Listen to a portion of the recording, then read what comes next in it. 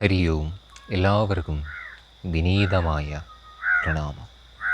ശ്രീമദ് ഭാഗവത പഠന ക്ലാസ്സിലേക്ക് ഏവർക്കും സ്വാഗതം.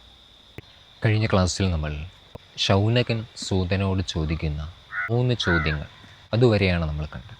ഒന്നാമതായി കഥാസാരത്തെ എനിക്ക് പറഞ്ഞു തന്നാലും, രണ്ടാമത് ഭക്തി, ജ്ഞാനം, വൈരാഗ്യം, ഇവ 3 പ്രബലപ്പെടുത്തുവാൻ സഹായിക്കുന്ന കഥാസാരത്തെ പറഞ്ഞു തന്നാലും, മൂന്നാമതായി മായാമോഹത്തെ അതിജീവിക്കുവാനുള്ള മാർഗം എന്താകുന്നു, ഇതും എനിക്ക് പറഞ്ഞു തരും. ഈ ചോദ്യങ്ങൾ നമ്മൾ കേൾക്കുമ്പോൾ നമ്മളുടെ മനസ്സിൽ നമ്മൾ ഉറപ്പിക്കേണ്ട ഒരു പ്രധാനപ്പെട്ട സത്യമെന്നത് ഭക്തി എന്താണ് എന്നാണ്. കാ ഭക്തി വാസ്തവീ ജ്ഞാനം, വാസ്തവം കിം വിരാഗകം. ഈശ്വരനോടുള്ള പരമപ്രേമമാകുന്നു ഭക്തി എന്ന് നമ്മൾ മനസ്സിലാക്കുമ്പോൾ കൂടെ ഈ കാര്യവും കൂടി മനസ്സിലാക്കണം. ഭക്തി എന്നാൽ അറിവ് കൂടിയാണ്. വിഷയാസക്തികളിൽ നിന്നും നമ്മളെ പുറത്തു കൊണ്ടുവരുവാൻ സാധിക്കുന്ന ഈശ്വരനോടുള്ള പൂർണ്ണമായ ശ്രദ്ധ, നമ്മുടെ സാധനയിലുള്ള നമ്മുടെ ലയം, അത് വർദ്ധിക്കുന്നതിനനുസരിച്ച് നമുക്കൊരു കാര്യം മനസ്സിലാക്കാം: നമ്മൾ ഭക്തിയുടെ പാതയിലേക്ക് ക്രമേണ സഞ്ചരിച്ചു തുടങ്ങിയിരിക്കുന്നു. വാസ്തവത്തെക്കുറിച്ചുള്ള അറിവാകുന്നു ഭക്തി. എന്താണ് വാസ്തവം? വിഷയാസക്തിയെ നശിപ്പിക്കുന്ന പരമാർത്ഥ വസ്തു യാതൊന്നു, അതുതന്നെ വാസ്തവം. പരമാർത്ഥ വസ്തു എന്ന് പറയുമ്പോൾ തന്നെ അത് ഈശ്വരൻ തന്നെയാണ്. നമ്മൾ ആദ്യം നമ്മെ ശരിക്കും മനസ്സിലാക്കണം. ആചാര്യസ്വാമികൾ പറയുന്നുണ്ട് ഭക്തിയെക്കുറിച്ച് തന്നെ: സ്വസ്വരൂപ അനുസന്ധാനമേവ ഭക്തി. അവനവൻ്റെ സ്വരൂപത്തെ തിരിച്ചറിഞ്ഞാൽ ആ നിമിഷം നമുക്ക് ഭക്തി എന്താണെന്ന് തിരിച്ചറിയാൻ സാധിക്കും. ഇത് വെറുതെ വാക്കുകളിലൂടെ കേട്ടാൽ മനസ്സിലാകില്ല എന്ന് വീണ്ടും ഞാൻ ഓർമ്മിപ്പിക്കട്ടെ. സാധന ചെയ്തുകൊണ്ടേയിരിക്കണം നമുക്ക്, എങ്കിലേ ഇതിനെ അനുഭവിച്ചറിയാൻ സാധിക്കും. തുടർന്ന് ശൗനകൻ ചോദിക്കുകയാണ് 5ാമത്തെ ശ്ലോകം: ഇഹ ഘോരേ കലൗ പ്രാപ്തേ ജീവശ്ചാസുരതാം ഗത ക്ലേശാക്രാന്തസ്യ തസ്യൈവ ശോധനേ കിം പരായണം. ഹേ സൂത, അങ്ങ് കാണുന്നില്ലേ ഈ ഭാരതഭൂമിയിൽ ഘോരേ കലൗ പ്രാപ്തേ, ഘോരമായ കലിയുഗം ആരംഭിച്ചിരിക്കുകയാണ്. അതുകൊണ്ട് തന്നെ എല്ലാ മനുഷ്യ മനസ്സിലും ഇഹ ഘോരേ കലൗ പ്രാപ്തേ ജീവശ്ച അസുരതാം ഗത, എല്ലാ മനസ്സുകളും അസുരഭാവത്തെ പ്രാപിച്ചു കൊണ്ടിരിക്കുകയാണ്.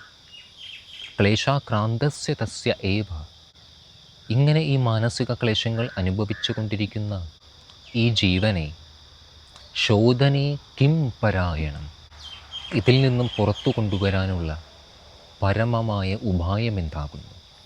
ഇതാണ് 4ാമത്തെ ചോദ്യം. ഇഹ ഘോരേ കലൗ പ്രാപ്തേ ജീവശ്ചാസുരതാം ഗത ക്ലേശാക്രാന്തസ്യ തസ്യൈവ ശോധനേ കിം പരായണം. ഭാരതഭൂമിയിൽ മാത്രമല്ല, ലോകം മുഴുവനും കലിയുഗം ഒരുപോലെ ബാധിക്കുന്ന ഒന്നാണ്. പക്ഷേ ഭാരത നിവാസികൾക്കൊരു പ്രത്യേകതയുണ്ട്. ഈ ഭാരത നിവാസികൾ കലിയുഗത്തിൻ്റെ വിശേഷ ലക്ഷണത്തെ തിരിച്ചറിയുന്നവരാണ്. ഇനി ഈ കലിയുഗത്തിൽ ഈ ജീവൻ എന്തുകൊണ്ടാണ് ക്ലേശങ്ങളെ അനുഭവിക്കേണ്ടി വരുന്നത്? അതുകൂടി നമ്മൾ ആലോചിച്ച് ചിന്തിച്ച് കണ്ടെത്തേണ്ട കാര്യമാണ്. അതിനുത്തരവാദി നമ്മൾ ഓരോരുത്തരും തന്നെയാണ്. നമ്മൾ ചെയ്ത കർമ്മങ്ങളുടെ ഫലം തന്നെയാണ് നമ്മൾ അനുഭവിക്കേണ്ടി വരുന്നത്. അപ്പോൾ പിന്നെ ഈ കലിയുഗത്തിൽ മനുഷ്യ മനസ്സിൽ അസുര സ്വഭാവങ്ങൾ കൂടാനുള്ള കാരണം എന്തായിരിക്കും? സാധനാനുഷ്ഠാനങ്ങൾ കുറഞ്ഞു വരുന്തോറും ആരുടെ മനസ്സിലും ദുർബലവും ആസുരികവുമായ ചിന്തകൾ പ്രവേശിക്കുവാനുള്ള സാധ്യതയുണ്ട്. അതിനാണ് നമ്മുടെ മുമ്പിൽ ഈ ഭാഗവതം. ശരി, അപ്പോൾ എന്തായിരുന്നു 4ാമത്തെ ചോദ്യം?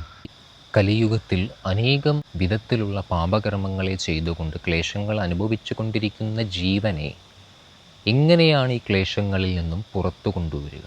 ഇതിനുള്ള പരമമായ ഉപായം എന്താകുന്നു? ഈ രീതിയിൽ നമുക്കും നമ്മുടെ ജീവിതത്തിൽ ചോദ്യങ്ങൾ ഉണ്ടാകണമെങ്കിൽ നമ്മൾ എന്ത് ചെയ്യണം? നിരന്തരമായി സാധന അനുഷ്ഠിച്ചു കൊണ്ടേയിരിക്കണം. ഇവിടെ ഒരു ശൗനകന് മാത്രമേ സൂതനോട് ഈ ചോദ്യങ്ങൾ ചോദിക്കാൻ സാധിക്കുകയുള്ളൂ. അതുകൊണ്ട് ആ രീതിയിൽ നമ്മുടെ മനസ്സിനെ, ബുദ്ധിയെ ആ രീതിയിൽ ട്യൂൺ ചെയ്തെടുക്കേണ്ട ഉത്തരവാദിത്വം ആർക്കാണ്? നമുക്ക് തന്നെയാണ്. ഒരു ചോദ്യം ചോദിക്കണ്ടേ?